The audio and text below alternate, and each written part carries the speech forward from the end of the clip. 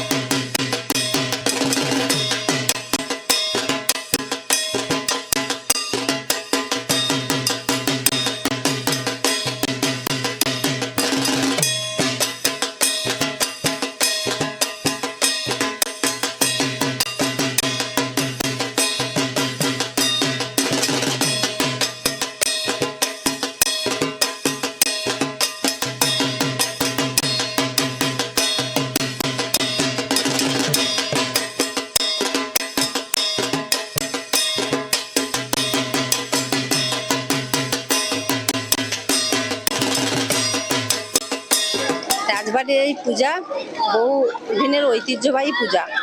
এই পূজা বহু সুন্দর হয়, বা বহু বছর ধরে হয়ে আসছে। রাজাদের আমল থেকে এই পূজা হয়ে আসছে। এই পূজায় প্রচুর ভিড় হয় এবং এই পূজা খুব আনন্দ, প্রচুর মানুষের ভিড় হয় এবং প্রচুর আনন্দ হয়। এবং রাজবাড়ির তো বহু ঐতিহ্য এখনো আছে, পাশাপাশি দেখতেই পাচ্ছেন ওই রাজবাড়ির মন্দির আছে এবং রাজমঞ্চ আছে। তার পাশাপাশি দুর্গা ঠাকুরের মন্দির এবং মা দুর্গার পূজা হয়। এই দুর্গা পূজায় আমরা খুব আনন্দ উপভোগ করি। আমাদের এই রাজবাড়ির পূজা খুবই মানে প্রচুর মানুষ, অনেক দূর দূর থেকে অনেক মানুষ দেখতে আসে এই পূজা। নবমী পূজা আছে, নবমী পূজা আছে, দশমী পূজা আছে। নবমী পূজা হলেই পূজা শেষ, কিন্তু দশমী পূজাতে মানুষজন অনেক দূর থেকে আসে মাকে প্রণাম করতে, মায়ের দর্শন করতে, মাকে প্রণাম করতে বহু দূর থেকে আসে। এখানে পুজো দেখলেন? হ্যাঁ দেখেছি। কেমন দেখলেন পুজো? দারুণ পুজো, এটা অনেক বছরের প্রাচীন রাজবাড়ির ঐতিহ্যবাহী পুজো। এখানে প্রচুর ভিড় হয়েছে মানুষের। আজ অনেক দিন ধরেই তো পুজো চলছে, আজ এটা অনেক বছরের পুজো ধরুন। তারপরে মানুষের ঢল এবছর প্রচুর নেমেছে। তারপর বৃষ্টি হয়নি যেহেতু, তার জন্য আগমনের বার্তাটাও ভালো এসছে, ঘোড়া এসছে মা, তার জন্য খুব সুন্দরভাবে সবাই দেখেছে। মহাষ্টমী পুজো হয়েছে। কিভাবে হলো পুজোটা? পুজো ভালোভাবে হয়েছে, সাড়ম্বর হয়েছে রাজকীয়ভাবে। যে রাজকীয়ভাবে হয় পুজো, সেই রাজকীয় রাজার নির্দেশ অনুসারে যেভাবে চলে আসছে প্রাচীন যুগ থেকে, সেভাবেই পুজো আর হয়। এটা খুব জোরে শব্দ হলো দেখলাম। ওটা বাজি, যেটা বলা হয় তোপধ্বনি, যেটা রাজরাজার আমলে ধরুন বিষ্ণুপুরে যেমন মল্ল রাজাদের তোপ দেওয়া হয়, সেটা অম্বিকানগরের রাজবাড়ি যেটা ধবলদেব ওই ধারেও ওইভাবেই তোপ দেওয়া হয়। মানে তোপধ্বনির মাধ্যমে সূচনা হয়। তোপধ্বনির মাধ্যমে বলিদান হয়, যেটা পুজোর বলিদান। সন্ধি পুজোর বলিদান হয়। প্রচুর ভিড় প্রতি বছরই হয়। প্রতি বছর প্রচুর ভিড় হয়, মানুষের প্রচুর ঢল নামে প্রতি বছর। এই ছাগল বলি হলো আর কি। হ্যাঁ, তারপরে আগ বলি, তারপর লাউ বলি, ওইসব হলো আর কি। হ্যাঁ, খুব ভালো লাগলো দেখে। হ্যাঁ, এটা আমরা দেখছি, আমাদের তো এটা শ্বশুর বাড়ি, মানে এখানে তো দেখছি বিয়ে হওয়ার পর থেকে। এখানে রাজা রায়চরণ রায় ষষ্ঠ রাজা এখানে স্বাধীনতা সংগ্রামীদের নিয়ে এখানে দুর্গাপুজো করতেন।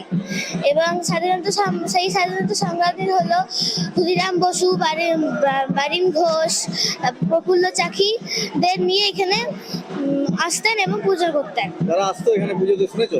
হ্যাঁ, এখানে পুজো করতে আসতো। আজকে কি? আজকে মহা অষ্টমী। এখানে কি মহাষ্টমীর পুজো হলো? হ্যাঁ। দেখলে পুজো কেমন হলো? পুজো খুব ভালো হয়েছে, এখানে ঠাকুরও খুব ভালো হয়েছে। কেমন ভিড় হয়েছিল? খুব ভালো হয়েছিল। আর সেই তোপধ্বনি হলো, শুনলে? হ্যাঁ। পুজো তো খুব ভালোই হলো। কিরকম ভাবে দেখলে পুজোটা? পুজো দেখলাম বলতে ধরুন এই যে বিকেলবেলায় খ্যান হলো, তো প্রচুর মানুষের ভিড়, আশেপাশে গ্রাম থেকেও প্রচুর মানুষ এসেছিল এখানে। তারাও সবাই আশা করি ভালোই উপভোগ করলো পুজো। পুজোর আগে একটা তোপধ্বনি হওয়ার শব্দ পেলাম, তোপধ্বনি দেখলে? হ্যাঁ দেখলাম। ওটা কি প্রতি বছরই হয়? হ্যাঁ, ওটা প্রত্যেক বছর খ্যানের সময় হয়। খ্যানের সময়? ঠিক, যে মানে যখন খ্যান হয়, মানে যখন ওই খ্যানের সময় এখানে বলি হয়, বলির সময় তোপধ্বনিটা হয়। আর এই রাজবাড়ির অতি প্রাচীন পুজো এটা। আর এটা তো সেই যখন পরাধীন ভারতে যখন ইংরেজ আমল ছিল, তখন সেই মানে আমাদের যিনি রাজা ছিলেন, বিপ্লবী রাজা তাকে বলা হয়, রাজা রায়চরণ রায়, সেই তার আমল থেকে এই পুজো হচ্ছে। হ্যাঁ, মানে অ্যাকচুয়ালি আপনারা বলতে পারেন পরাধীন ভারতের পুজো যাকে বলা হয়। আপনারা কিভাবে পুজোটা উপভোগ করেন? পুজো তো খুব কি বলবো, ভালোই উপভোগ পেলাম। এই যে সবাই বাড়ির সবাই এসছেন এখানে পুজো উপভোগ করছেন, এখন আরতি হচ্ছে মায়ের। কিন্তু অ্যাকচুয়ালি রাজবাড়ির পুজো, এটা সাধারণ মানুষের কি কোনো আসা যাওয়ার বাধা কিছু নেই? না, সেরকম কিছু নেই, সবাই আসতে, যে কেউ আসতে পারেন। রাজবাড়ির পুজো মানে যে কেউ মানে কোনো বাধ্যবাধকতা বা বাইরের কেউ আসতে পারেন এরকম কিছু ব্যাপারটা না। সবাই আনন্দ করে মিলেমিশে পুজো উপভোগ করা, এটাই তো পুজো না? প্রতি বছরই কি একই রকম ভাবে হয়? হ্যাঁ, প্রতি বছর যা পুরনো রীতি রেওয়াজ যা আছে তা মেনেই পুজো হয় এখানে।